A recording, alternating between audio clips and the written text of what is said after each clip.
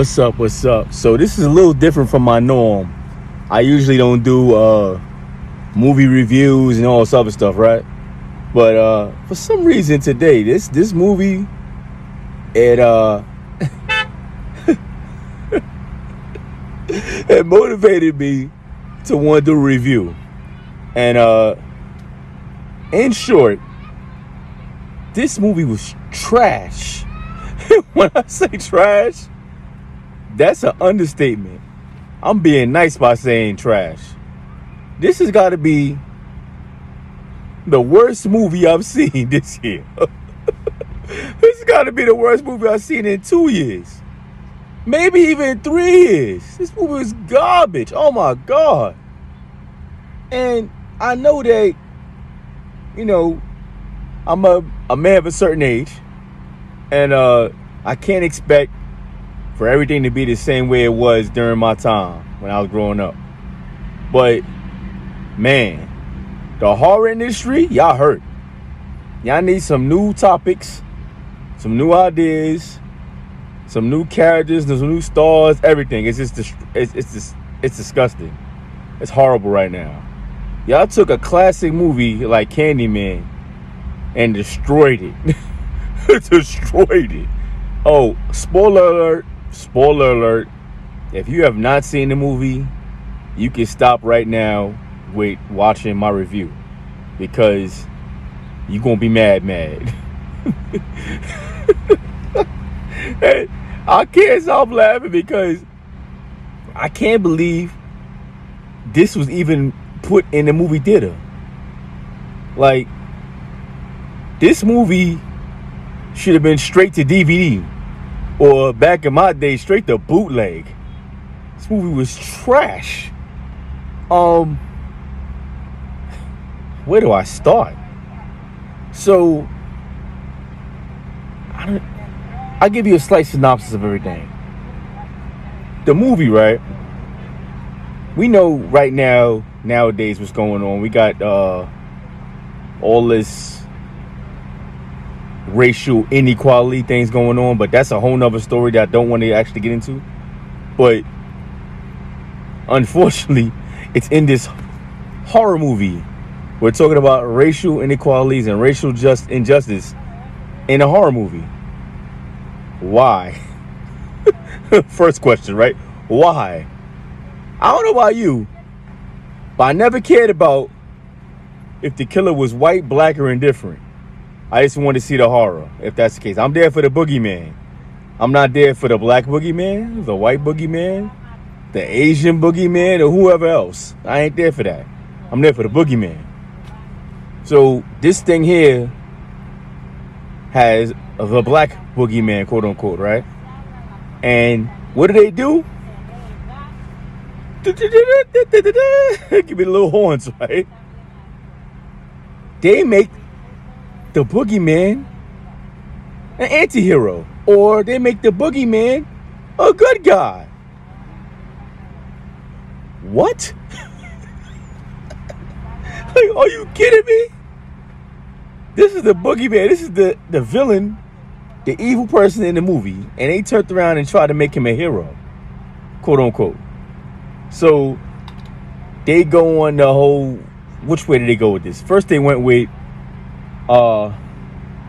they showed how he came about to become, the villain, quote unquote, or the hated individual, because the evil white police killed him because all he was doing was giving little kids candy with razor blades in it. But he's a hero. He's a nice guy.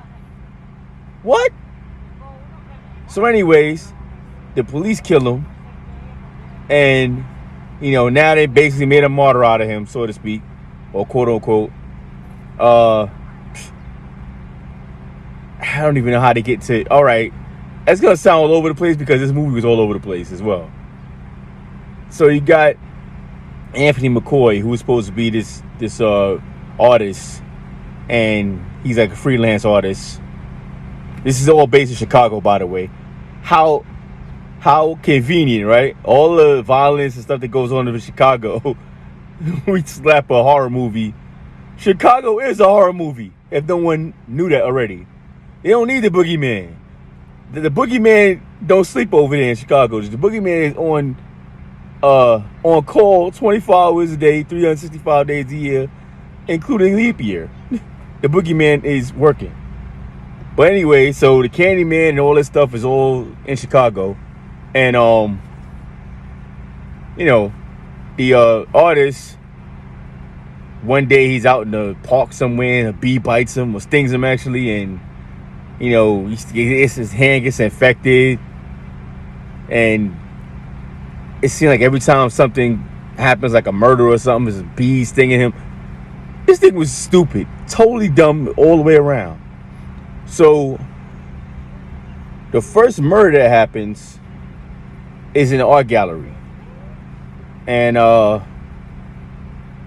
course, some idiot summons Candyman, and he comes out and here's another thing before I even go there.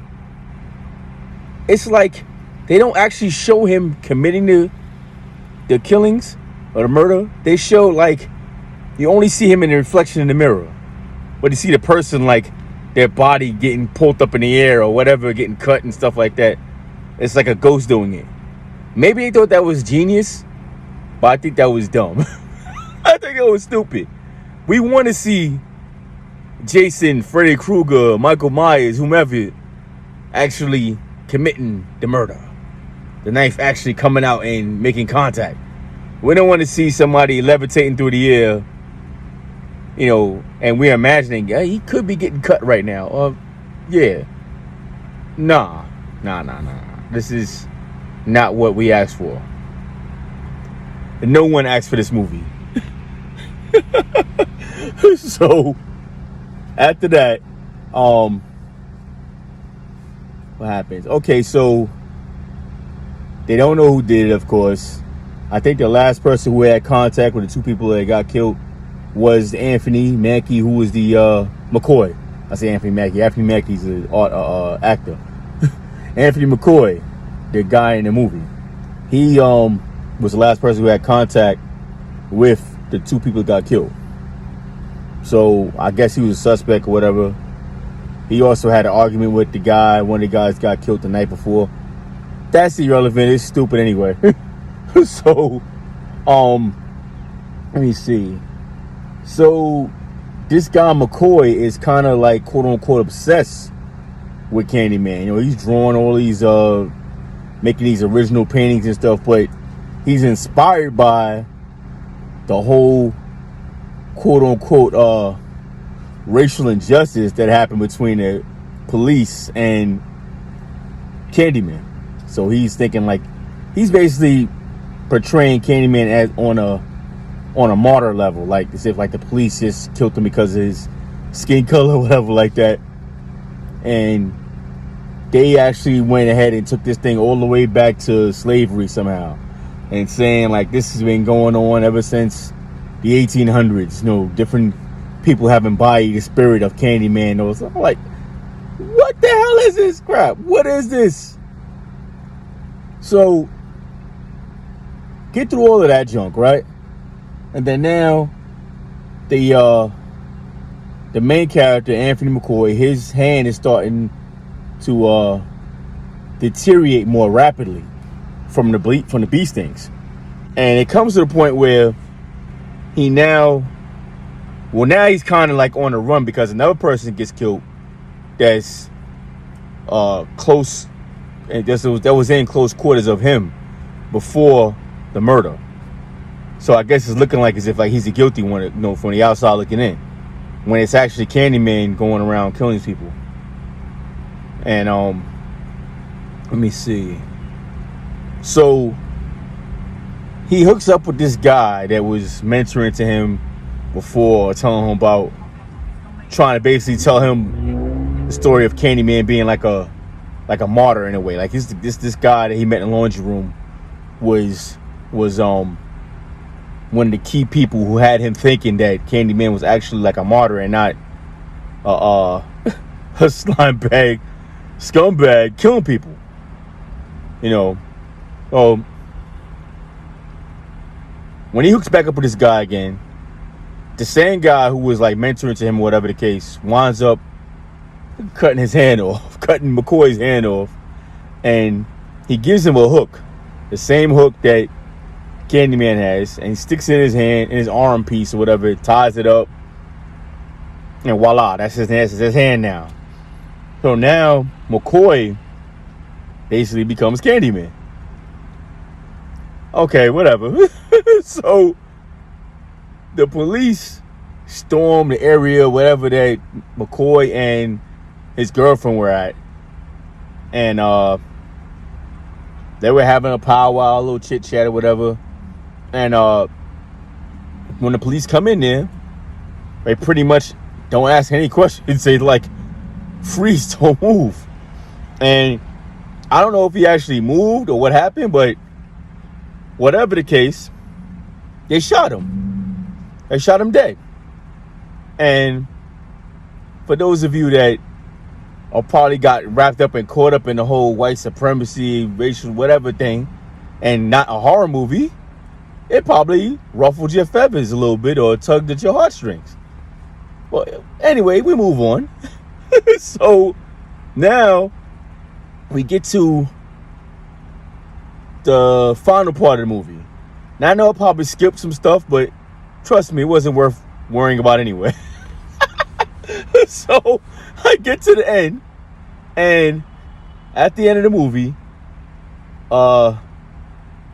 McCoy's girlfriend, who already knows not to say Candyman 5 times, right? She's locked up and sitting in the back of the squad car, and guess what she does? She decides this is the best time for her to call for Candyman 5 times. She does it. And I guess she figured that Candyman, now that he's a martyr and a hero and not an actual monster, the boogeyman, he's going to come and save her. Because remember, I said McCoy's McCoy's boogeyman. McCoy is Candyman now. So, who appears? McCoy. He comes, he kills all the police in the immediate area. They're shooting him, he's still coming, no matter. He's coming right through their bullets. They're hitting him with Glock 19s and Rugers, whatever else you could think of, and he's just walking forward. It's not hitting them, not bothering them. They're hitting on me, but they're not bothering them. They're not taking him out. So then he gets to the squad car that his girlfriend's in, and there's one cop in there with her. He's crying, and he's scared. Probably took 2 dookies on himself. So, Candyman opens the door up. Because remember, while he was running around doing all his stuff, the door, ironically, was locked and he couldn't get out. So, the door opens up, and the cop gets out and runs. He leaves. Now, mind you, at that time, Candyman went somewhere. I don't know where he went, but he disappeared. And the cop ran off. Yes, the cop ran off, left her there, left for McCoy's girlfriend there. And so now McCoy leaves. And now this is the good part. The one good part, but it's not even really, doesn't even really matter. If you saw the original Candyman, and if you have not seen the original Candyman, shame on you. Because you will see the 2 different worlds of what I'm talking about. And see just how much trash this movie was. So when you see the original Candyman, you will have a newfound respect for it. Now, the actor who played the original Candyman, he actually comes at the end as he reprises his role as Candyman. So he's the one now taking over doing the killing and not McCoy. So he's got this whole long speech. He's talking and stuff. I don't even remember what he was saying. Then it's not really important anyway. It don't matter. He's having a little speech, and this is before you actually see him. So then when he actually surfaces, that's when he sees the girlfriend. And pretty much They put the screen on him so everybody sees him. And like, if you remember the old Candyman, the original one, you see his face, you will immediately know, oh, that's the OG. That's what I pretty much did when I saw it. I was like, oh, okay. But after that, the movie ends. It ends right there. Horrible is an understatement. Trash is an understatement. This movie has got to be the worst movie I've seen. I said 1 year, no, 2 years, no, maybe 3 years. I'm going to go on a limb and say that new garbage movie that, what's my man's name? From Deadpool, the guy that plays Deadpool. I don't know why I can't think of his name right now. He's got a new movie out. And I'm going to tell you, I wish I would have went to go see that. That's how trash this movie is. Because that movie is probably better than this movie. Although that movie already looks like trash. But I don't know. I think it's called Freeman or something like that. Or Free. Something like that. Whatever the case. That movie's probably better than this Candyman thing. My suggestion and hard recommendation. Do not see this movie. If somebody says they will take you to see this movie, tell them just give me the cash that you're going to spend on this trash and go see it alone yourself. I don't even want to waste my time sitting in the theater watching this. The movie Wonder Woman 84, right? That movie was incredible. I saw that movie on HBO Max. That movie should be re-released to the theaters so that they can make the money that they just due. That was a great movie. This Candyman crap, this movie is not even worth being on regular primetime TV for free. This movie shouldn't even be a $2 bootleg DVD or $5, whatever you pay for bootleg DVDs. This needs to be something you give to somebody in front of a store somewhere and say, here's a movie. They should give it to you.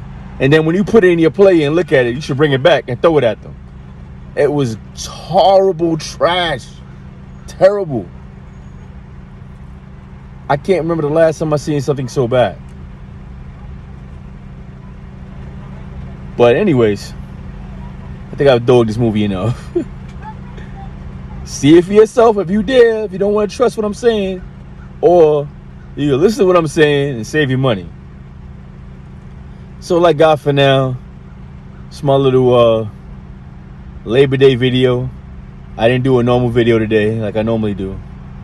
But I couldn't let the day go by without inspiring you not to lose your money or waste your money on this trash, garbage movie. I don't even know what to say. I don't even know what to say. Peace. Next week, I'll have my regular Monday video.